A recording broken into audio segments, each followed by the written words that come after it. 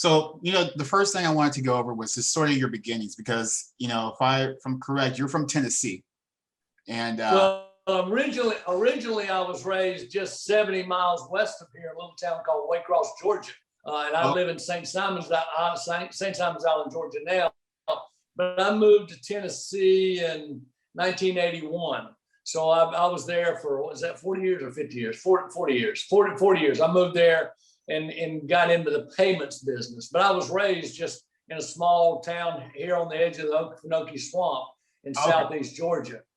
And went to school in North Carolina State, moved to North Carolina for a while and put an ex-wife through college. And then I went to college at NC State, moved to Connecticut, and she dumped me for a plumber. And then I married the queen of my life, a gal that I've been married to now we're in our 40th year now, and it's been a great run. She's really at least 50, if not 60 to 70% responsible for whatever success I've achieved in the last 40 years. She's responsible for it. She's just a wonderful, wonderful person, been a great addition to my life.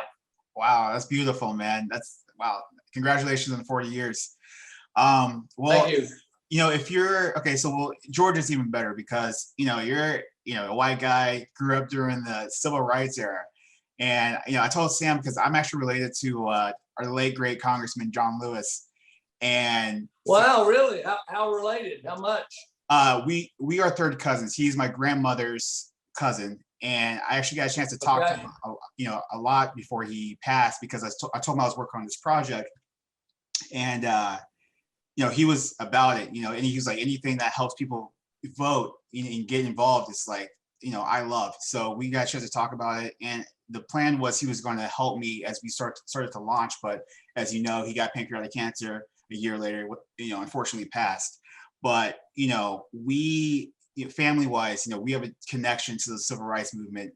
And something I read about you was that, you were a guy, white guy who was supportive of that, which is another thing that maybe ostracized you, in addition to you being like, rich should pay their taxes. So I just kind of wanted you to speak on like how you felt during the civil rights era. Like how did that, if any way, how did you become so progressive being a Southerner, especially during that time?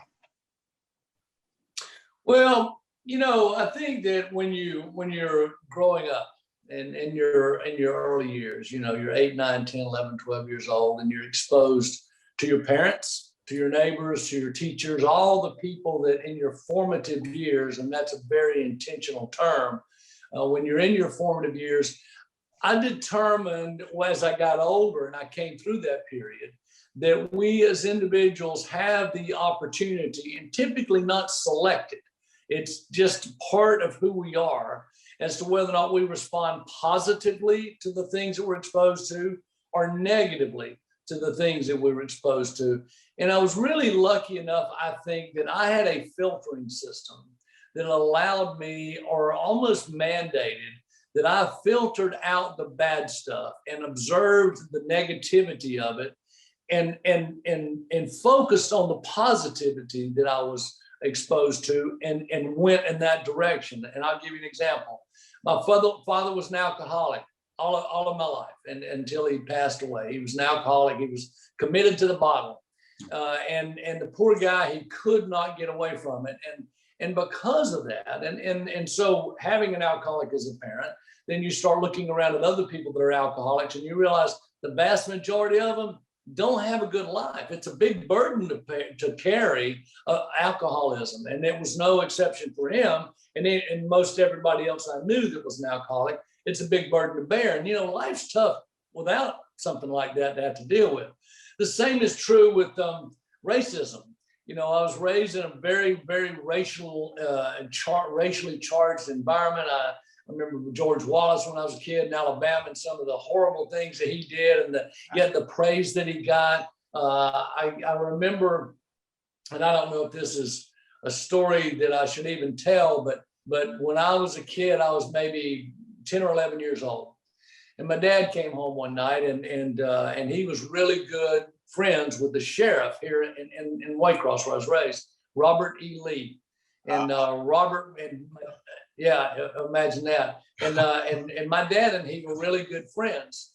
And he was over at my dad's office. My dad ran the Western Auto store in Waycross, and he was at my dad's office one day, and he got a phone call in my dad's store because we didn't have cell phones in those days. And so he said, "Hey, come on, I need to go next door." The Greyhound bus station was next door. So they just walked out the back door of the Western Auto store, across the parking lot, into the Greyhound bus station. And there was a black guy who refused to come from the front of the bus. He refused to go to the back of the bus.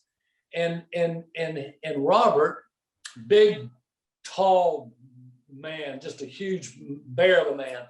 Actually, he's very thin, but he's a very strong man. He walked in that bus and grabbed that young man by the hair and dragged him down the aisle of that bus and out onto the pavement.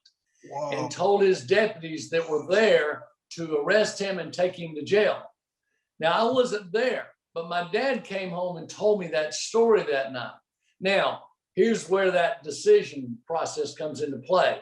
Do I respond positively and think what a cool thing that was that the sheriff and my dad did, getting that black guy off of that? And of course, we didn't call them black people back in those days in the South.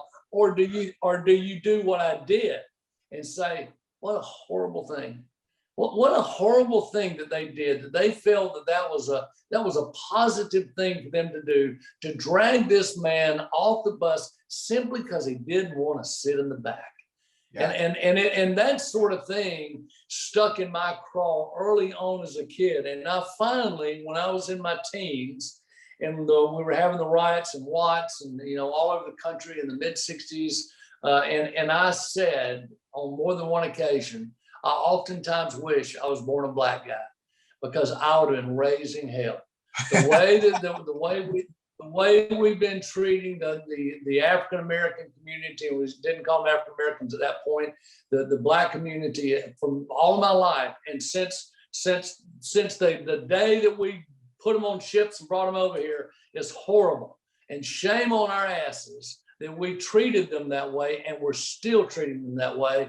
And I was and always have been deeply offended by the way we white, Europeans have treated any community of color. We've always looked down our noses at the community of color, and I've never really understood the righteousness of that.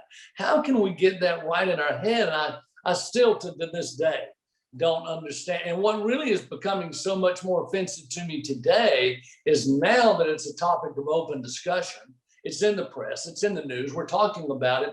All of my white friends who are still racially prejudiced, they just want to deny it. Yeah. They want to come up with excuses. And lies to themselves so they can not pay taxes, so they can still not like people of color, so they can still have all the prejudicial attributes that they've surrounded themselves with in their life. They can still do all that because you have to have a construct that allows you to sleep at night. And so you can't go to sleep at night admitting that you're racist. You can't go to sleep at night admitting that you're a greedy bastard. You can't. So you come up with this intellectual construct that allows you to give yourself a pass. And that's what's happened on racism for all of my life, all of your parents' life, all your grandparents' life. This shit's been going on for 400 years.